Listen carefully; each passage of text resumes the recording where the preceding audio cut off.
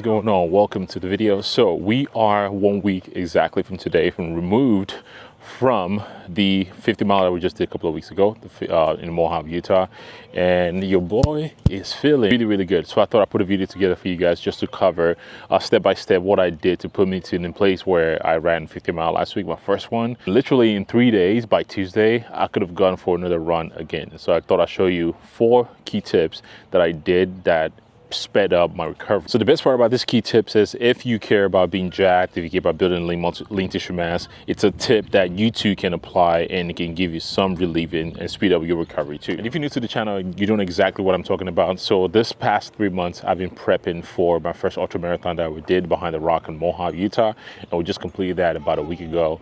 And for being a first time runner, I mean, recovery can definitely be something that that can definitely be hard on the body. I was suspecting the worst, but I myself, I am completely shocked about how fast I recovered.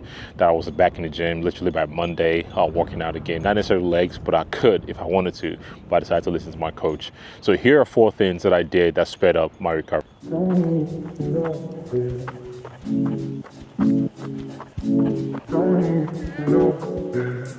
Hold on to something. Hold on to something. I'm gonna jump on.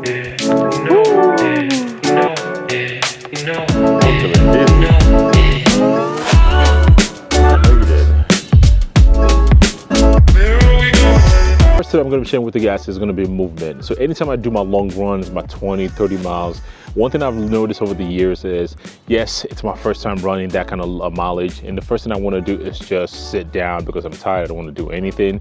But what typically happens after that is I just get tight, my hips get locked up. I'm typically sore for a longer period of time. But over the time, anytime I do longer runs, I make sure I prioritize to be in the park, playing with my girls, doing the things I normally would do on a daily basis to keep me in the move, to keep me moving instead of keeping still in one position. In this particular situation, I told my crew members, Harman, that hey, whatever I do after this race today, I do not want to sit down. I do not want to sit down at all. I want to make sure I'm keeping myself moving. So as soon as we got home, I showered. The first thing I did was went downtown Mohawk, Utah, and explored and walked around for like an hour and a half after the race was over. And this allowed me to make sure I'm not in a position to just stay still and everything gets locked up and tied up. So the first tip I'm going to share with you guys is movement. As the saying goes, movement is lotion for the body. Isn't that right? Isn't that right, baby? Say movement is lotion for the body. Just not feeling it. Wanna swing? Yeah. I'm gonna swing.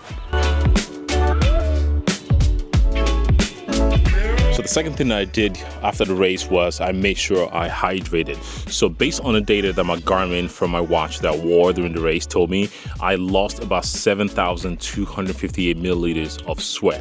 And the first thing I want to make sure is I replenish my body with the right amount of electrolytes, not necessarily food, because after this kind of races, typically what happens in this kind of races is you don't feel hungry, you don't feel like you want to eat a lot, you want to eat too much at all, because eating too much just upsets your stomach.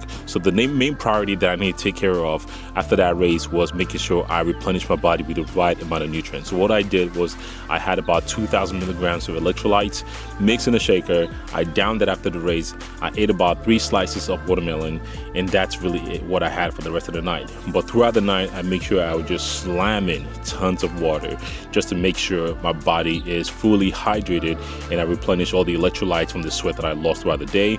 And by making sure my body that's full of water, 70% water, has those water back. I mean, the amount of cramp, the amount of tightness I might have in my body, and I do believe that helped speed up my recovery. The thing I did must sound like a no-brainer, and that is mobility. Like, duh, of course, you should do some mobility after the race. But after a race like that, like a 50 mile, the last thing that you want to do is do any sort of mobility. You just want to sit down. You just want to not do anything. But prioritizing making sure I'm staying nice and loose throughout the night. I moved. When I wake up in the morning, I did some flossing for my knee. And flossing is essentially where you get like a nice little tight band, loop it as tight as possible around your knee, and you kind of just move your knee around, because my knee was very tender after the race. And what that allows you to do is push a lot of blood flow into that area. And for somebody that's had a history of knee injuries in the past or knee aches in the past, that was very important and imperative that I make sure I stay on top of that if I want to make sure I'm staying injury free, if I want to make sure my knee is not locking up or getting tight. So doing some sort of banded floss after the race, banded floss in the morning, the first thing when I woke up in the morning, definitely help in making sure my knee is feeling nice and loose and not super tight after running 50 miles. The fourth thing that I did was the next day after the race. So I raced on a Saturday, on a Sunday. The next day after the race, I made an appointment with my chiropractor on Monday. So as soon as I get back on Monday, I went straight to his office so we can do some sort of body analysis. And doing the body analysis allowed him to evaluate, okay, what's sticky, what hurts, what needs a lot of more attention. Having an expert opinion that specializes on recovery, specializes on movement, specializes on body mechanics, just to see how well I'm moving and prescribe what I need to do to make sure I'm getting back on my feet, I'm recovering properly, is crucial than me trying to do it myself. Having somebody like Dr. Pablo is very important in my camp, and that's been crucial throughout this marathon prep. And having somebody that knows what to do, that I don't have to do a lot of thinking, all I have to do is just focus on the execution, allow me to put myself in a position where less thinking, more execution. I went to his office, we did a nice body analysis, we did some soft tissue work, some massage, which was not fun at all, but was needed. Something that I would have skipped by myself just because I'm like, that hurts, that's sore, I don't want to do it. It's like, nope, we need to do that. And that allowed me to actually speed up the recovery. Like I said, I keep saying it, from like Tuesday or Wednesday, I would have been in the best position to go for like a nice little run, walk without any issues. But I decided to take it easy because my coach told me to take it easy for the rest of the week. Making sure I book an appointment with my chiropractor literally the next day after I got back from the Utah trip, just for somebody else that's a professional to see me, to do a body analysis, to do a scan of my body, make sure it will follow what's working, what's not working, what sticky points we have, what we need to prioritize the next few days, just to make sure I'm back 100%. Was a game changer for me. So the last thing that I did, I think is very, very important and crucial to note, is making sure I was in shape.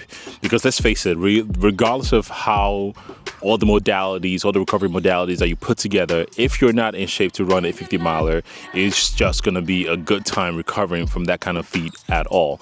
So shout out to my coach for putting me in a position to run a 50 miler, to be in good shape to run a 50 miler. And to be told, if I didn't cramp for 30 miles, I would have been completely fine. My quads would not have been as sore as it was. But because I was in shape to begin with, to run a 50 miler definitely put me in a position where I can run and I can be okay 2 to 3 days after running the ultra marathon. And I think it's safe to say too, like just like it's strength training, right? Going to the gym and trying to hammer out, machine workout, or trying to hammer out tons of volume that you have no business hammering out. If your workout is not the best, if your workout is not the right program, if your workout is not the right amount of volume to be, tracking or using in the first place, it's just going to be very, very hard for you to recover, period. So if you're finding trouble, you're finding any issues, like, maybe just finding some sort of level of difficulty that you're not recovering well in your workout program, first and foremost, you might just be handling or running too much volume to begin with. So you want to scale that down. So making sure I'm in shape, making sure I'm in shape to have or to handle the amount of capacity that I handled, which is 50 miler, definitely contributed to me being able to recover a lot faster. So those 4 things with a 5 little additional tip there definitely helped me to recover faster. So I guarantee and I promise you, if you follow any of those tips, as you go on your training journey or your strength or your running journey, you two will be in a position where you are going to be able to be shocked, because I myself, even with all that tips that I just gave you, I'm still shocked and profoundly bewildered a little bit. Like, I can run 50 miles and be okay, and not like wheelchair for the whole week and be ready to actually run again. So I would love to know, what are some of the modalities or what are some of the recovery tips that you guys typically use, people that are running, that are getting into running, that you have seen that worked really, really well for you. I would love for you to put in the comments so people that are watching this can definitely learn a thing or two from you and I. This is Sam of 7K Fit. If you guys enjoyed this video, and I'll see you guys on the next one. Peace.